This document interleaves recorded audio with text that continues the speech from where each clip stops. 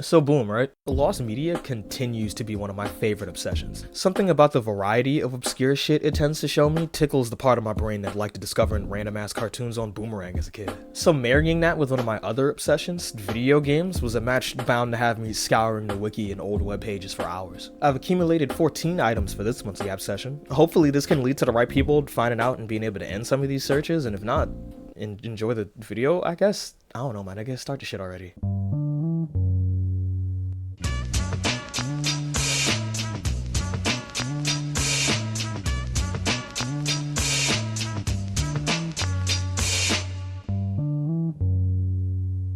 TV games have always been such an interesting oddity to me. I never got to play any of these services while they existed, but the concept itself was so similar to the DVD games that I did play, couldn't help but wonder about them as a kid. DirecTV Game Lounge was one of these services and was active from 2007 to 2013. The channel was a collaboration between them and the Game Show Network in a bid to, as the press release says, allow viewers to interact with their favorite shows, characters, and brands in an entirely new way through a medium and controller they're very comfortable with. This and the rest of the release shows that there was at least some thought put behind this, and that they were fairly confident in it. Unfortunately, by 2010, the name would switch to being purely branded as the GSN Game Lounge, potentially meaning DirecTV already started losing faith in these niggas by this point and didn't want to be associated. By 2013, the channel was shut down entirely, with even its channel number, 110, simply not existing on modern DirecTV boxes. There exists only a couple of videos and commercials for the service. Dumping the files is kinda impossible considering the platform, and that means that just like the other cable services, the vast majority of its games will be lost forever.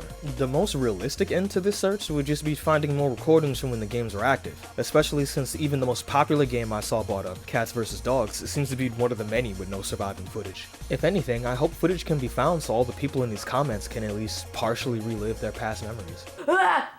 What do I do? What did I do?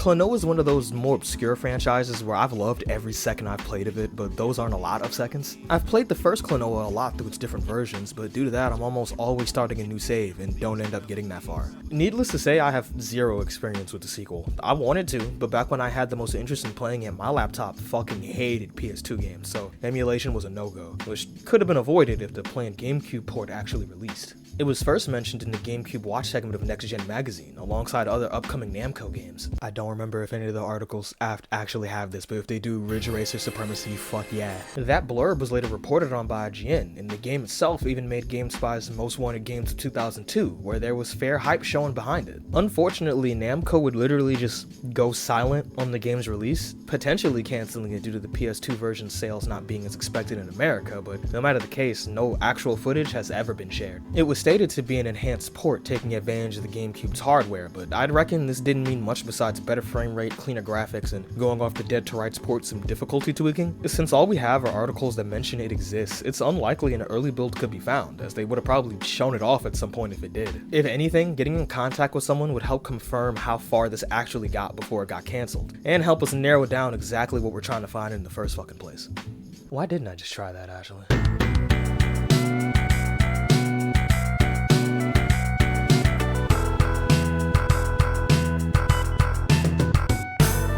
For the uninitiated, it was definitely me, I'm niggas. Klay World is a comedic series of videos. It's basically just a bunch of Klay figures doing stuff, and that's fucking brilliant, I ain't gonna lie. Stand back. I'll take it out with a stick.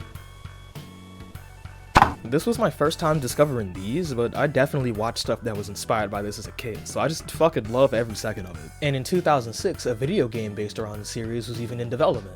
The Invasion was intended to be an FPS, where the main goal would be meeting up with another blue Klay person while massive waves of red Klay people try to kill you. It was developed by Mokos Games as the only game they ever made, with at least partial involvement from the series creator Nox. He's also the one who released a demo on his old website, Nox's Corner, which was later rediscovered and reposted by Biddle to the Lost Media Discord, and later the Internet Archive. Before then, all that was available were screenshots of the full game posted by Mokos and a playthrough of the demo by the Bone family.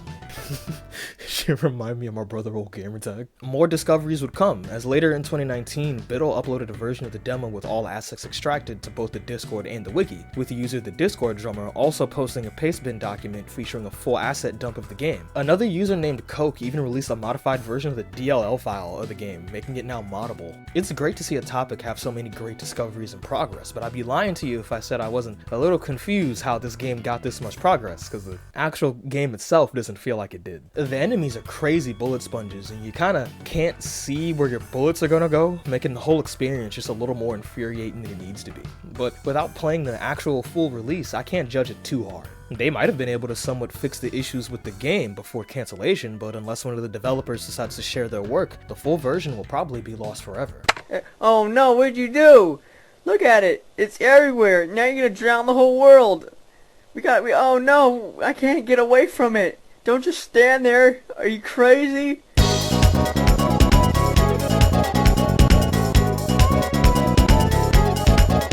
Okay, so this one interests me for an entirely personal reason, mainly because I owned 2 of these McDonald's toys. I remember this ball and inflatable hammer vividly, but I'm only now learning of the lost media connected to them. This promotion was part of a contest ran by McDonald's and Nintendo known as the Mario Challenge. They state that it was a way to promote healthy living and physical activities by giving literal challenges included with each toy, but, you know, money. So in addition to the ones included, you could also visit the website to compare more challenges and play games for a chance to win a DS Lite. An archive of the website does exist, but it's very limited in what you can do and where you can go. One of the many things lost are its 2 games, Jammin with Mario and Mario's Driving Range. Jammin with Mario is said to teach you how to play the Mario theme but with keyboard keys, and nobody's sure what the fuck Mario's Driving Range was. The speculation suggests it was either a golf game or a driving game. Either way, their future seems bleak in terms of being found. Unless a better archive of the site, or even more unlikely, a developer kept the files, these will stay lost. And sometimes, that's just sad to see when you can vividly remember the promotion itself. Hey man,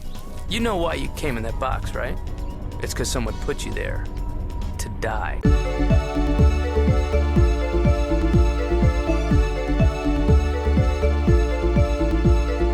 The 90s is often referred to as one of gaming's Wild West eras. It wasn't as wild as the 2600s era could get, but there were still multiple titles that make you question just how some of these niggas got greenlit. Something that would have fit right in was Beanball Benny, another in the very long list of strange action platformers from around the time. It would have been released by relatively unknown Nuavision Entertainment and developed by the even more unknown Microsmiths. The game was actually cancelled due to the former closing its doors, leading to other in-progress games getting scrapped as well. For years, all that was known or available about the game were mentions in magazines from the time, and a showing at Summer CES 91 that appears to also be lost. Fret not though, as in 2010, a digital press forum user named Bempadrums won a prototype in the eBay auction, and fortunately, unlike that Socks That Cat fucker, despite not dumping the ROM, he was more than willing to record footage of the game that we can actually see, and unfortunately hear.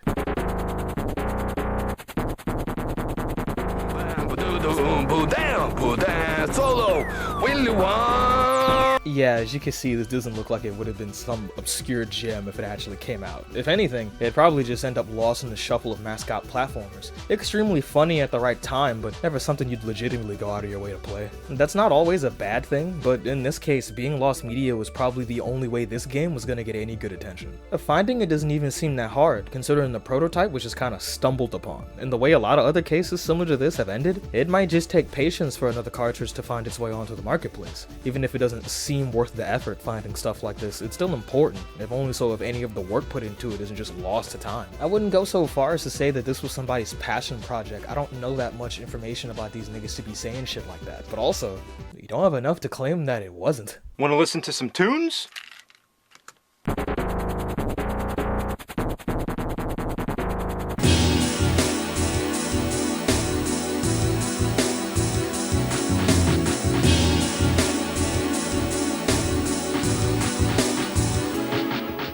JoJo is one of my favorite things ever. Of course, I would also be obsessing over the video games, one of the many being this PS2 Japanese exclusive based off of Part 5. The original release is widely available, but unknown to most, the intended international release is not. While this game does have a full fan translation that's been available since 2018, it was initially planned to officially release in 2002. Capcom announced its October release at E3, not too long after the Japanese launch, even featuring a trailer with the only surviving footage of this build. The game was delayed to February of '03, and despite having an entire 2-page article dedicated to it in Shonen Jump was silently cancelled and never mentioned by Capcom ever again.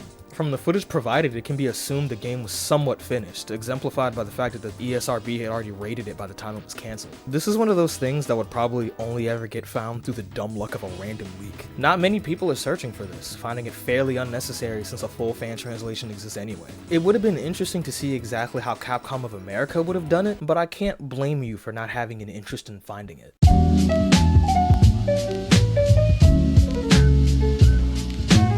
90s PC adventure games are always something I admired from a distance but never had much actual experience with outside of like Rita Rabbit. I definitely wanted to play them more as a kid, but my access to them was very limited. In recent years, I've started delving more into the history behind these games, and that's what led me to this Lost Passion project. Coolsville was going to be a jazz-themed game focused around the player investigating the abduction of a guru, who if not found can't perform a ritual called the Great Gig that helps to power the city. Bonkers story aside, the player would also form a band along the way, many of the members of which would be parodies of famous musicians like a taxi cab named after Cab Calloway. It would have been developed by Music Pen, who had worked on many educational games before, including the Magic School Bus, and distributed by Mediavision, who have actually made a lot of games I did not know I'd recognize, like the entire Wild Arms franchise, that weird-ass Oz game on DS, and even fucking Revenge of King Piccolo. Like, I'm not even sure if this is the right Mediavision, because the entire reason for Coolsville's cancellation was the company going under. It was said to be a pet project within Music Pen, seen as much less important than their mainstream licensed titles, and going off a French website when push came to shove, a different title was picked to be published instead. This and the screenshots shown in previews give weight to the claim that the game was cancelled while being fairly close to completion. At the very least, some sort of demo exists, as the magazine's Joystick and Gen 4 featured previews with positive feedback on the game, but we've only had screenshots for 30 years. An artist who worked on the game known as True posted 2 new pictures on his website, but due to hopping on the project fairly late, doesn't have that much info on it. Unfortunately, that's the last update on this search. It'd be a good idea to try and contact any currently living former Music Pen employees, but as the years pass by, the probability of any of them still having the files decreases.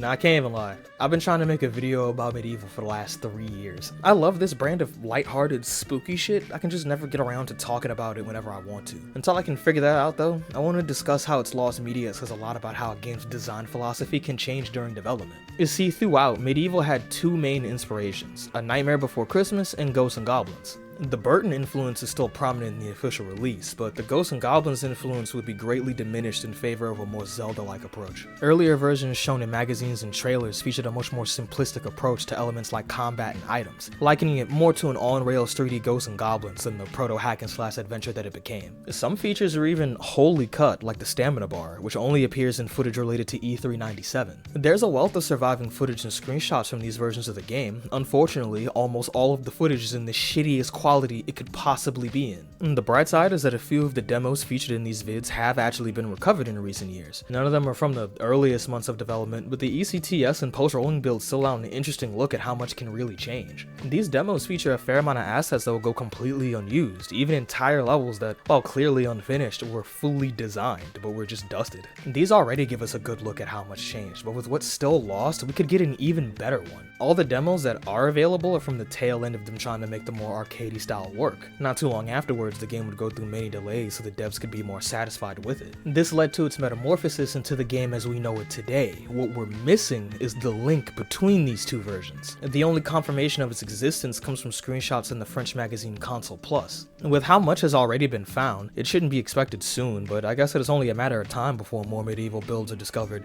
if only because I really want to see a visual representation of the game's switch of focus.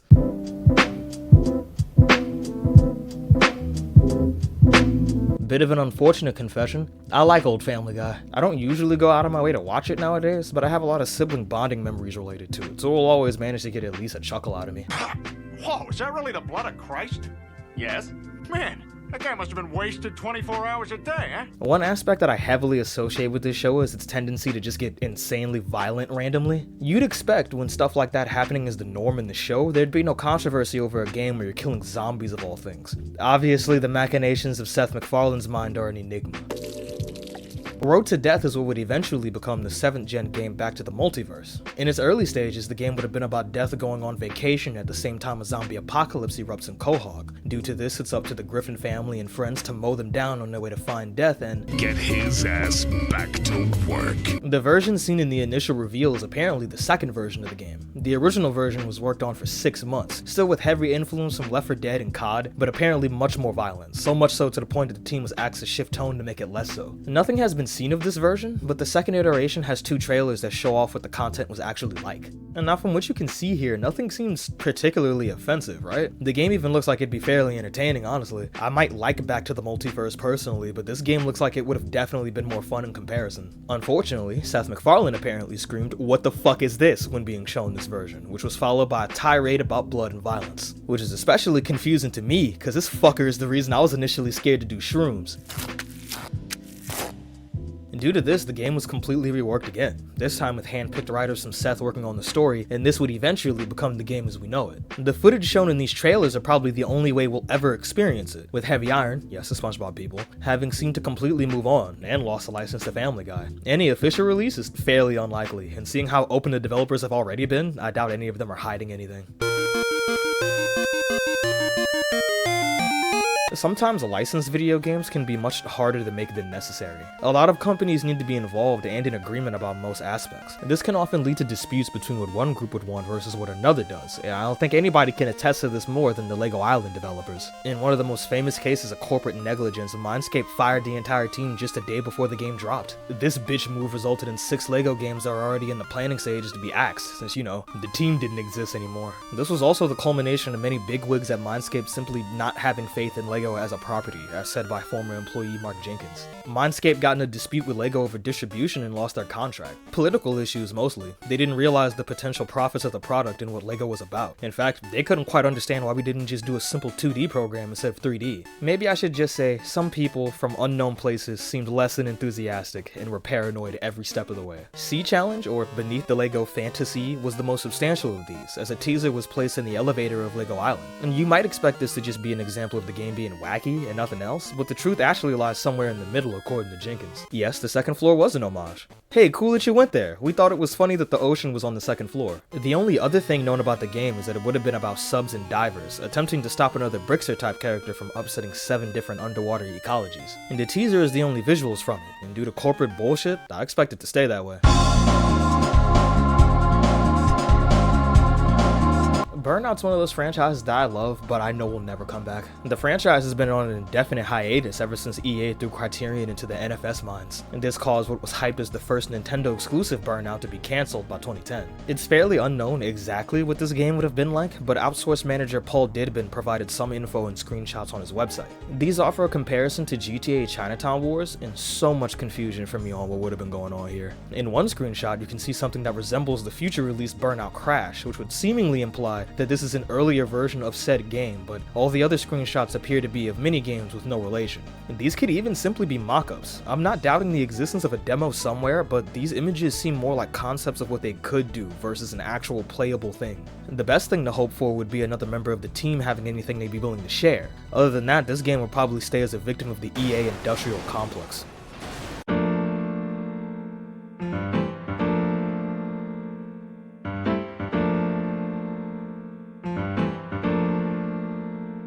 "100 Bullets" is a DC comic I never actually heard of before researching this topic. The story is a political drama about power and corruption, initially centering around the concept of what normal people would do for a chance at revenge with no repercussions. The game would have focused on a character named Cole, investigating what appears to be an attempt at starting a gang war that spirals into a much more complicated issue. The gameplay is said to be your typical third-person shooter, and from footage it definitely is cut from that same Max Payne cloth as a lot of action games from this time. They really hyped up this groundbreaking new feature that they were keeping secret until the next conference, but very disappointingly it's just a rage meter and a screen nuke. The tech going into this is very impressive, but the hype going into it just makes it feel very deflating. This didn't make journalists any less excited though. Press was still very positive, and the rage mechanic even changed to make the player have to actually aim at all the enemies. Unfortunately, development had to cease rather abruptly because Acclaim kinda filed for Chapter 11 bankruptcy. Usually in a case like this, it'd mean most of the materials would be lost forever, but fortunately 100 Bullets is one of those games with multiple available prototypes. games. In 2019, two Hidden Palace users uploaded 3 different builds of the Acclaim version, dated April 2nd, June 30th, and August 6th, respectively.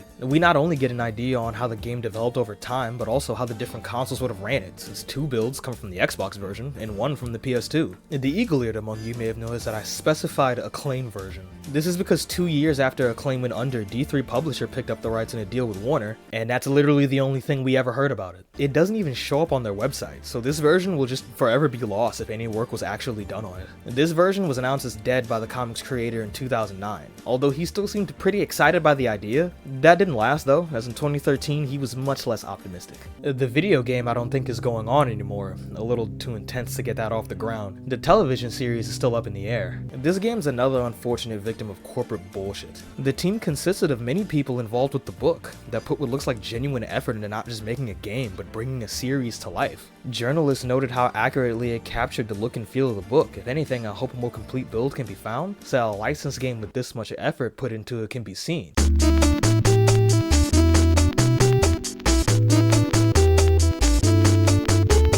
Next up in the long line of games ruined by corporate fuckery, Bomberman 3DS was meant to be a joint release from Hudson and Konami, announced in 2011. As a matter of fact, the only surviving footage is from its reveal at E3 2011. These 5 seconds are the only way we really know what the game looked like in motion, as any other existing media is just screenshots and a pamphlet featuring a small blurb about the plot. According to this blurb, Bomberman would have been protecting Central City from a robot invasion, featuring art that implies that he might end up turning into one himself, even though I thought he was always a robot. From what I can tell, this is a completely new location not previously seen in Bomberman lore, and that's really all we know. From what we do have, it could be fairly speculated that the game was more akin to the Bomberman 64 style of puzzle platformer versus a more classic maze-based game, featuring not just multiple environments with their own unique stage hazards, but multiple bosses as well. Outside from that, this game is an enigma, just one in the long list of games that got axed when Hudson merged with Konami. There's a slight chance that they finally make a Bomberman collection and then add this as an extra bonus, but that's really wishful thinking, and realistically, that's not something Konami would do.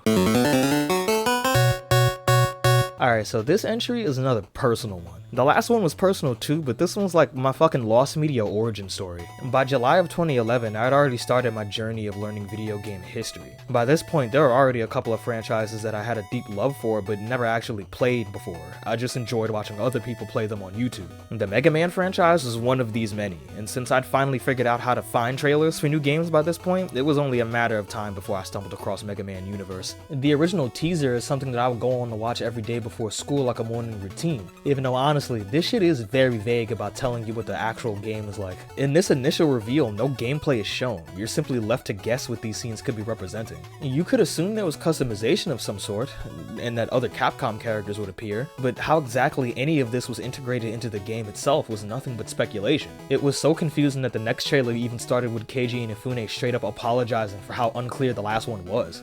こんにちは、メガマンクリエイターの稲船です。前回ですね、メガマンユニバースのトレーラーを見ていただいて、不思議に思ってる方多いと思うんですね。Before that same trailer, nobody was even sure what type of game it was. It makes it no better that when gameplay was finally shown, people did not like it. They didn't like the art style, and many still weren't sure if this would be a wholly original title or a low-budget Mega Man 2 remake. Now me personally, I like this art style. This was during Capcom's We Must Appeal to America era, so the art style was based on popular Western cartoons like the Powerpuff Girls. It definitely worked on me because I love this art style. Bold outlines and stylized details are one of my favorite things, and while I agree that these trailers look rough, with the proper touch-ups this could definitely still look good. The characters revealed later proved that in my eyes because they look great. Rockman is usually just Mega Man but in Japan, but this game would have separated them into 2 different characters, where Rockman takes the art style of the vintage Japanese box art. In bad box art, Mega Man was even implemented in a way that wasn't fucking obnoxious, and that's amazing. And these new trailers would even finally specify what the full experience would be. A new game where the main thing would be creating custom characters and stages to share online that includes a bonus Mega Man 2 remake. The inclusion of other Capcom characters being playable and customizable were also confirmed, alongside videos showing off a bit of the customization modes. months. With all this new info being shared and demos being made playable, you'd assume that the press would be a bit more positive as time goes on.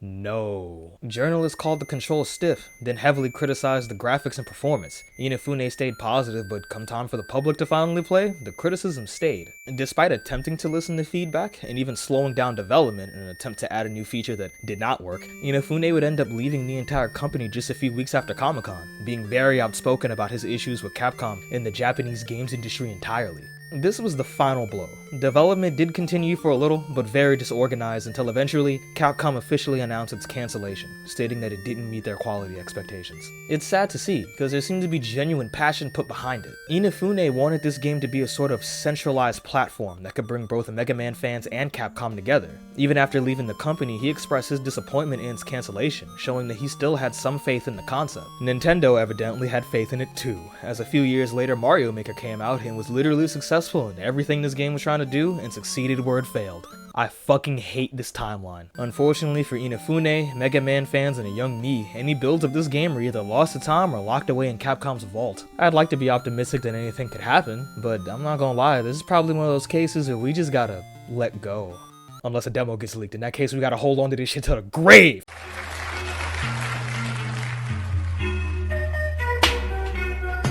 If there's anything that you could take away after all this, the corporations fucking suck. Without them, a lot of creative minds would have probably never got their work out there, but nobody can fuck them over quite like they can. You could work on a passion project for years, and just because of some corporate bullshit, well, abracadabra, my nigga, it's gone. I don't know what you want me to do. It really speaks to the importance of preservation when many of these projects would be straight up lost if certain people didn't just get lucky. The work that goes into making anything should be preserved, even if the platform isn't something most people care about. Preserving the history and legacy of an industry is important, if anything, so that there's very tangible evidence of what you should and shouldn't do. I'll see you niggas next time.